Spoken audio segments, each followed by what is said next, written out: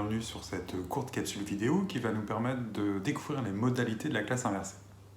Au sein de cette capsule, nous verrons une définition de la classe inversée, le principe, un exemple concret, ce que n'est et n'est pas la classe inversée, les questions que posent ces modalités et demain, quel avenir possible.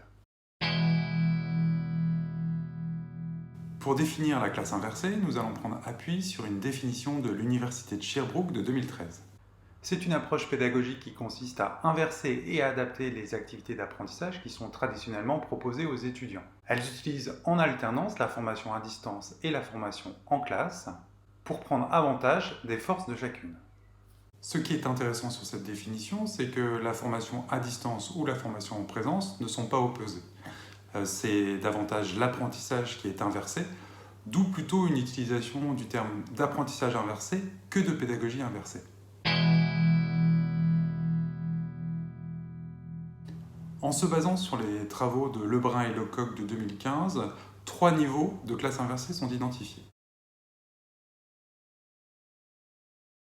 Le niveau 1, le plus basique. À distance, il est proposé de découvrir, de prendre connaissance de ressources proposées par le formateur ou l'enseignant. Le travail est effectué à la maison et est mobilisé en présence autour d'activités type débat, questions-réponses. Le niveau 2 qui rend l'apprenant plus acteur de son apprentissage. Contrairement au niveau 1, le niveau 2, l'apprenant en distance est beaucoup plus acteur de son apprentissage, il va rechercher des informations, préparer des exposés. Le retour en classe est beaucoup plus actif également pour le groupe qui va préparer des présentations, des débats argumentés, la création de supports de synthèse. Et enfin, le niveau 3. Le niveau 3 est le niveau le plus élevé, il mixe une alternance de niveau 1 et de niveau 2. Pour faciliter la compréhension, je vous propose de vous présenter un cas concret basé sur le niveau 2 de la classe inversée. Si nous prenons l'exemple d'une séquence accompagner un public au profil intergénérationnel, la première partie, la commande, est faite d'une création de capsules qui intègre les consignes de travail, par exemple identifier les caractéristiques des générations baby boomer X, Y et Z, et de proposer une critique de cette catégorisation. En plus de cette vidéo, un document Word avec des liens URL pour faciliter les recherches est proposé. Le temps 2, basé sur du constructivisme, est un temps en autonomie fait à la maison où l'étudiant répond aux consignes en effectuant des recherches via les liens URL proposés et les consignes sont adressées largement en amont pour lui permettre de s'organiser au rythme et au moment où il le souhaite. Le dernier temps, basé sur le socio-constructivisme, est un temps de travail en mode collaboratif. La promo est divisée en 5 groupes. Chaque groupe travaille sur une des modalités demandées en amont.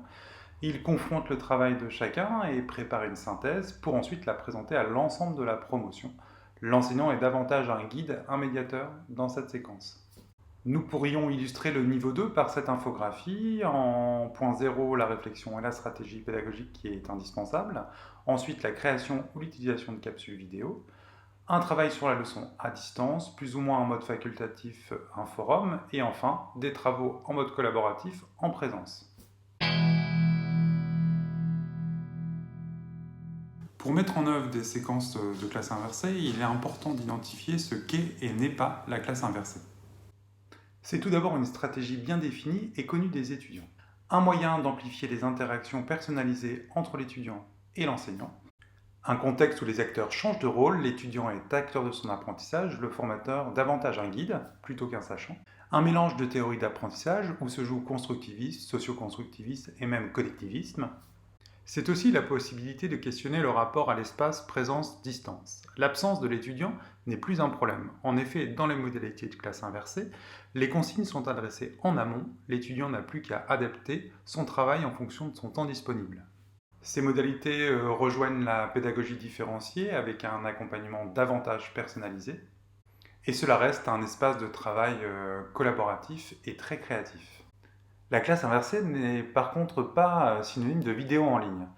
La vidéo ne remplace pas le formateur, ce n'est pas non plus l'anarchie où les étudiants en présence ou en distance font n'importe quoi, ce n'est pas non plus un temps de cours passé derrière un écran numérique, et ce n'est surtout pas un lieu où les étudiants travaillent seuls.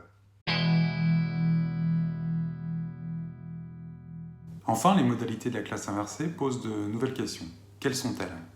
Tout d'abord, le rapport au temps et à l'espace. Il Faut-il proposer les mêmes horaires et les mêmes lieux d'apprentissage pour l'ensemble des étudiants?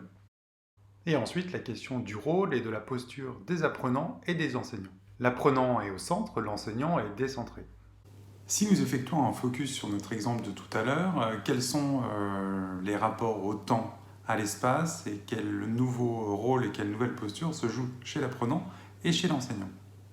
Concernant le temps vidéo, cela questionne le rapport à l'espace. En effet, l'apprentissage peut se faire soit à domicile, soit dans un contexte d'apprentissage mobile. Elle questionne également le temps d'apprentissage, c'est-à-dire quand je veux, si la commande a été adressée suffisamment en amont. Elle questionne aussi la posture des apprenants. En effet, nous sommes ici dans une modalité de constructivisme avec une vraie autonomie d'apprentissage. Pour l'enseignant, il est nécessaire qu'il ait une vision globale de sa stratégie en utilisant différentes théories d'apprentissage et bien connaître le niveau de classe inversée. Pour la partie du travail collaboratif, la question de l'espace est aussi questionnée au regard de l'organisation pour faciliter le travail collaboratif. Ce travail entre les pairs se joue ici dans un deuxième temps. Elle dépend fortement de la relation de confiance et de la marge d'autonomie laissée par l'enseignant. Le travail des apprenants se fait en groupe, en autonomie, où se jouent socio-constructivisme et conflits socio-cognitifs. Pour favoriser justement cette autonomie, les objectifs et les consignes doivent être clairs et pertinentes. Le formateur a un rôle ici d'étayage, de facilitateur et de guide. Et enfin, pour la présentation orale avec la synthèse, concernant le rapport à l'espace, il est inversé. L'apprenant prend la place du formateur. Il prend la parole, synthétise, argumente. Et le formateur doit laisser sa place, oser ne rien dire. Il a une place de formateur ou d'enseignant décentré. Cela questionne donc plusieurs éléments.